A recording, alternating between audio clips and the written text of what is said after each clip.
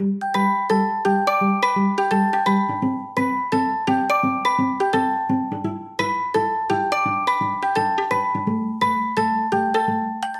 you ever wondered if your well-meaning support might actually be holding your family back? Today, we're going to uncover the surprising ways that enabling can impact personal growth and how shifting to empowerment can transform your relationships.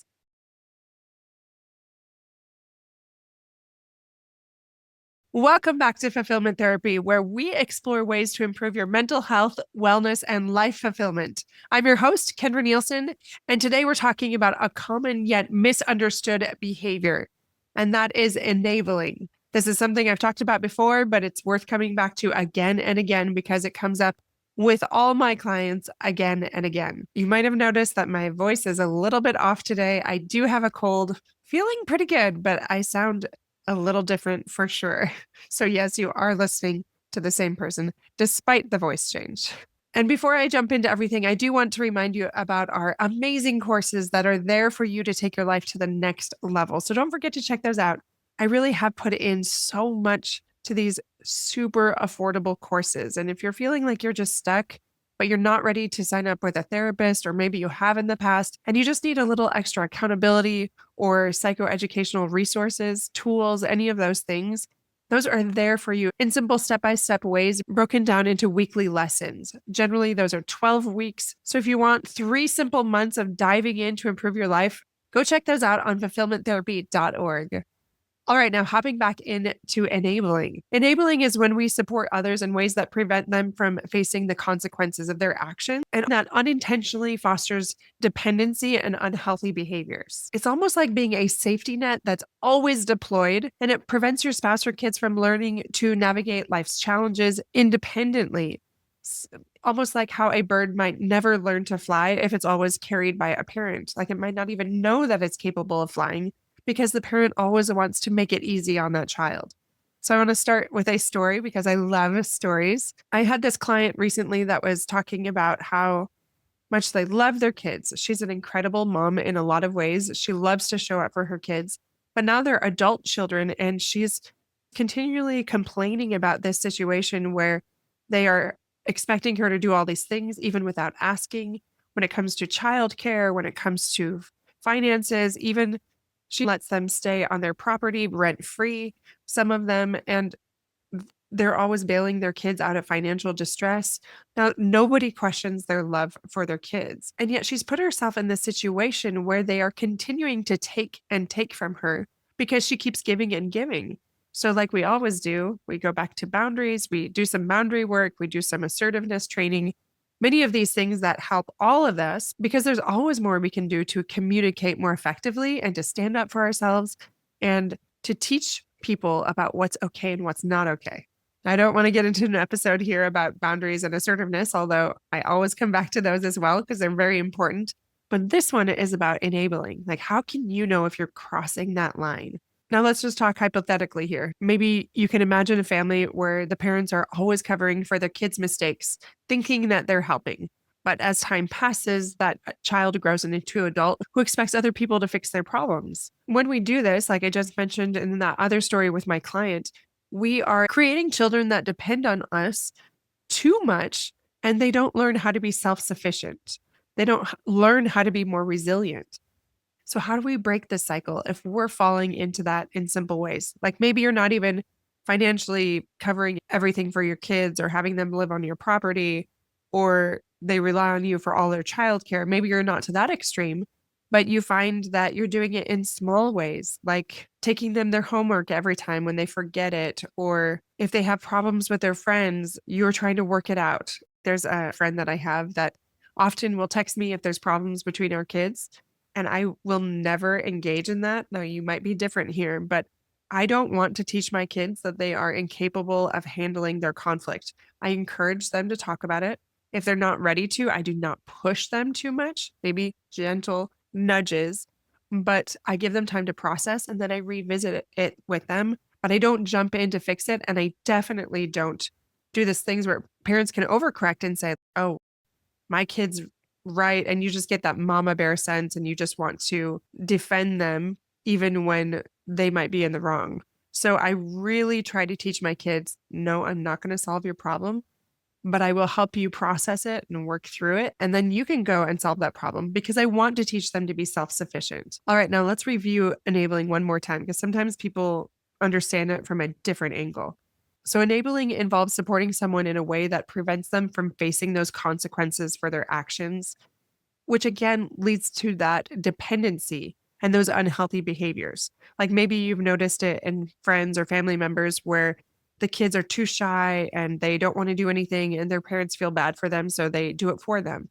That is just making them more shy and perpetuating that problem. And it's not teaching them to be self sufficient. Now, it doesn't mean we can't help them in small ways, but are you crossing that line into enabling? Dr. Robin Gobble said, enabling involves justifying or indirectly supporting someone else's potentially harmful behavior.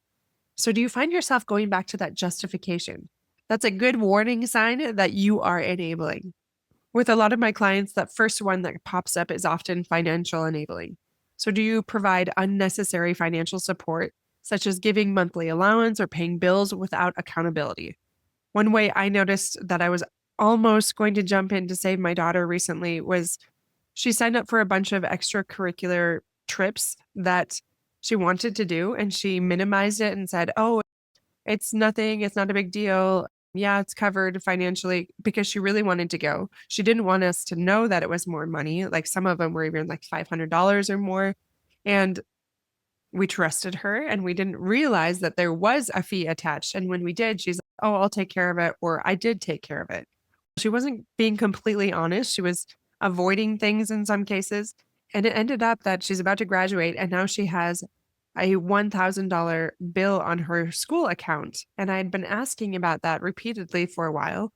And it turns out she missed out on opportunities for reimbursement for different things because of it. And I really want to save her from that pain. And yet she's not going to learn her lesson if I keep bailing her out. So my husband and I chose to allow her to experience that pain and the discomfort for herself. That meant talking to her teachers herself, the principal herself, working extra hours to make up for that, doing those things so she can still get her diploma. Are you too quick to jump in to save your kids? Are you enabling them and robbing them of an opportunity to learn? Another thing we can do is emotionally enable our kids.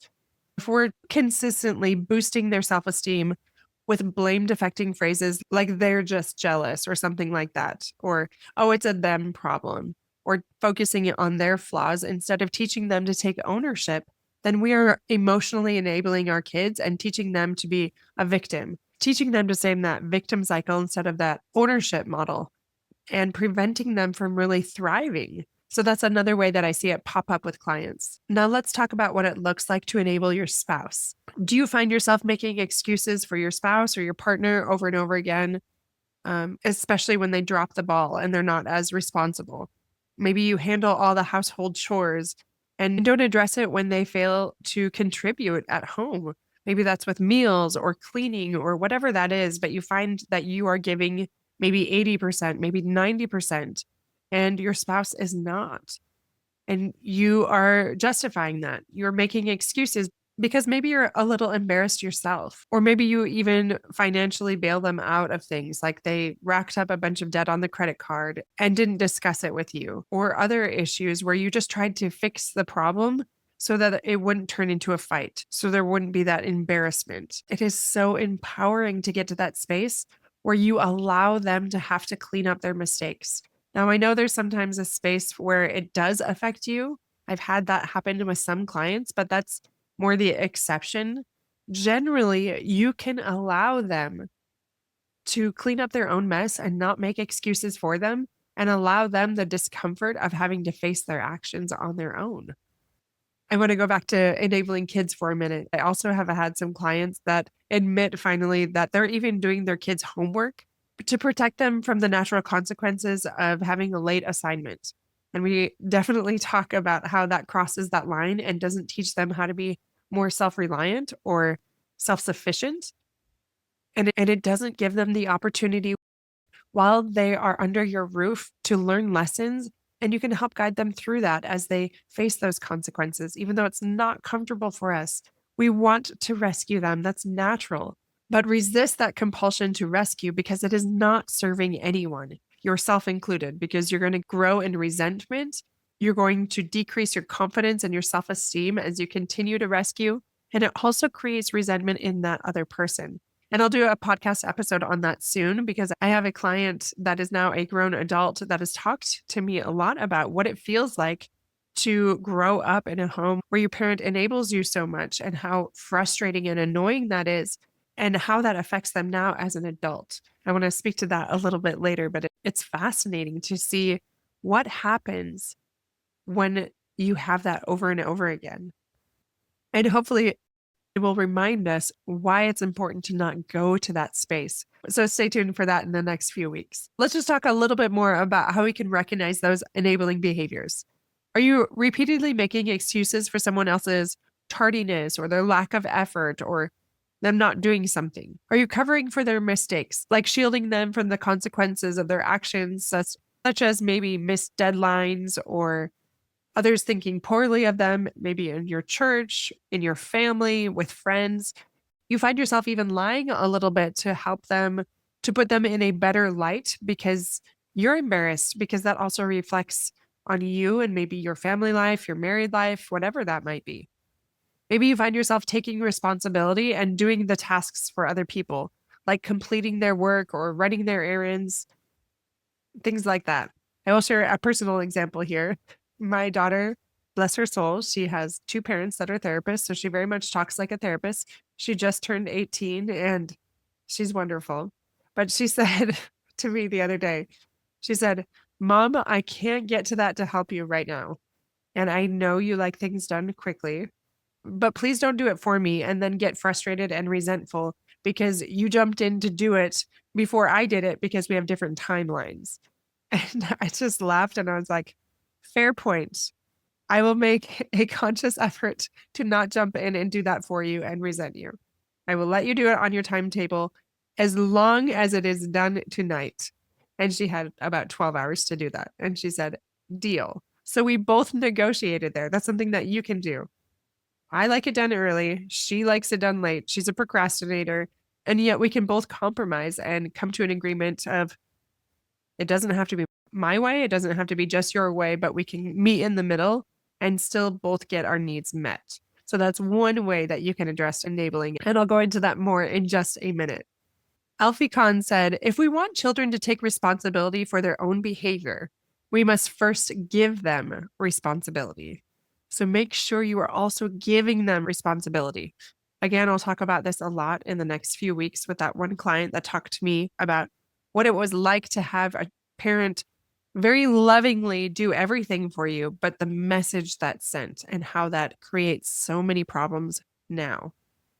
Let me give you an example for a spouse. Maybe you're always covering for your spouse's poor performance at work or in something that another person was relying on them for, maybe not even being truthful, like I mentioned before, or just minimizing it or casting it in a light that it takes away from that natural consequence that your spouse might face. I do want to just very briefly talk about the impact of enabling. I already alluded to some of this, but it creates resentment and burnout. Remember that beginning story about my client? She is incredibly burnt out as she's taking care of her grandkids and doing all of these things beyond her roles as a retired mother and empty nester. And she's starting to get more resentful, feeling like she's not appreciated and that she's being taken advantage of. And yet she's created that environment by not communicating assertively and setting boundaries and having that pattern for so long of over giving. It also creates that dependency. So it prevents your loved ones from developing that self reliance and those problem solving skills that they need to thrive. So you are handicapping your kids, and it's often cloaked in love, but it is not helpful. It's not. Naomi Sternberg said, a parent who continuously rescues his child is trying to rescue himself from the pain of seeing his child self destruct. Isn't that so good? I'm going to read that again. A parent who continuously rescues his child is trying to rescue himself from the pain of seeing his child self-destruct. So letting go when your child is choosing to do things, no matter what you have taught them, that might bring them pain, but recognizing you're robbing them of an experience that will help them thrive later through that learning opportunity. Another thing that it can do is impact self-esteem, not only for your child, but for yourself. So constantly enabling can erode self-esteem by implying that person is incapable of handling those situations.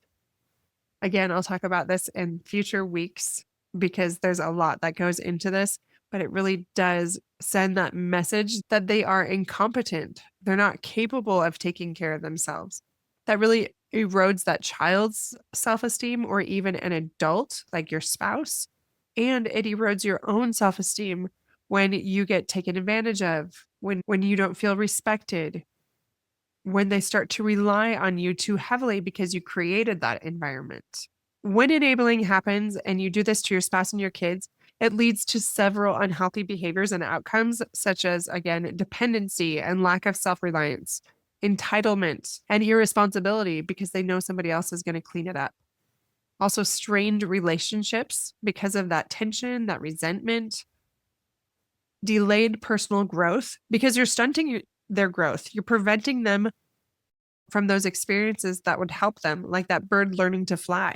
Like they don't even know they can fly, and you're preventing them from knowing what they're capable of. And then the last one that comes up is obviously mental health issues. That's why I have those kids come in as my clients, whether they've grown up or they're still kids, because they have depression or anxiety or a myriad of other things because they weren't taught those lessons. They don't believe in themselves. They struggle with self-esteem issues.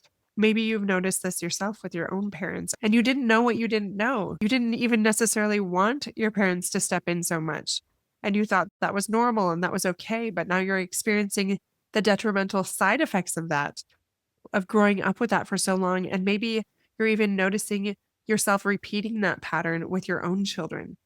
Now is the time to step in and stop those patterns. You can shift from enabling to empowering.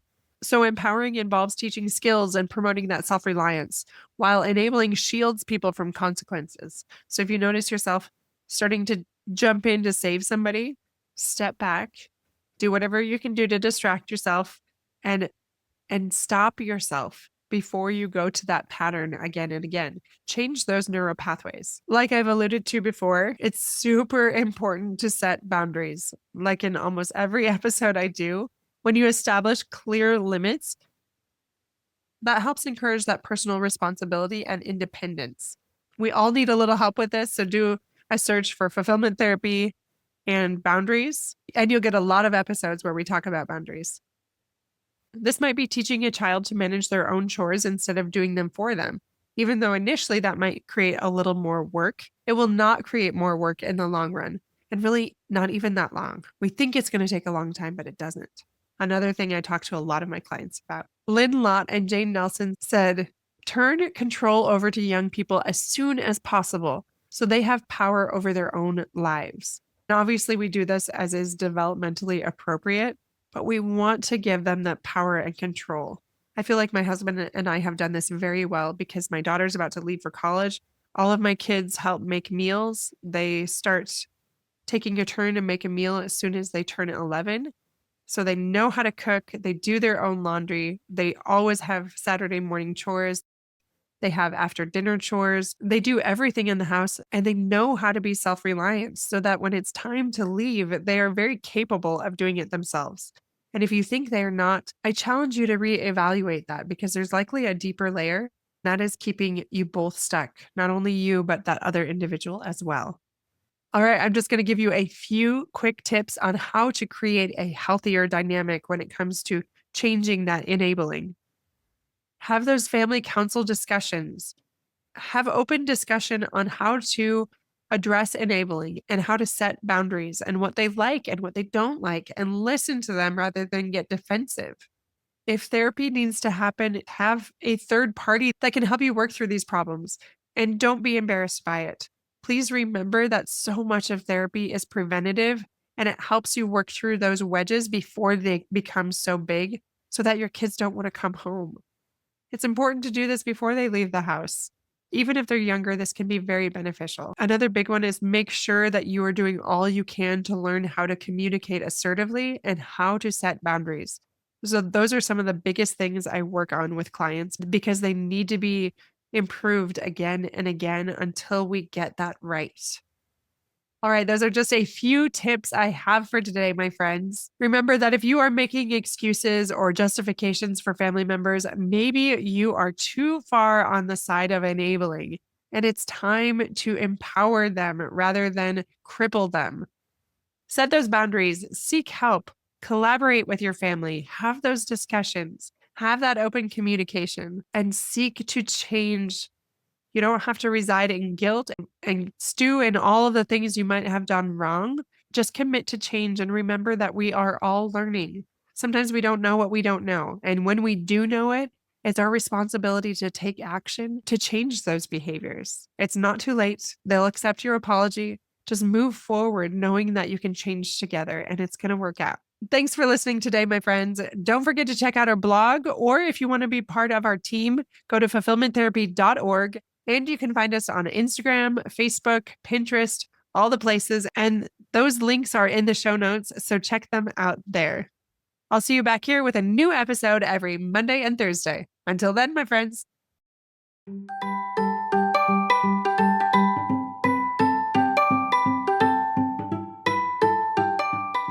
Hey friends, I hope you enjoyed today's episode. If you did, chances are someone else would too. Would you take 30 seconds to share this with a friend who's looking for greater family fulfillment? And while you're sharing, tell me what you think about the show by leaving a review on Apple Podcasts. It refuels me when I hear this podcast is helping you. No matter what your house or your hair looks like, I'll meet you back here every Monday and Thursday morning for more episodes. Until then.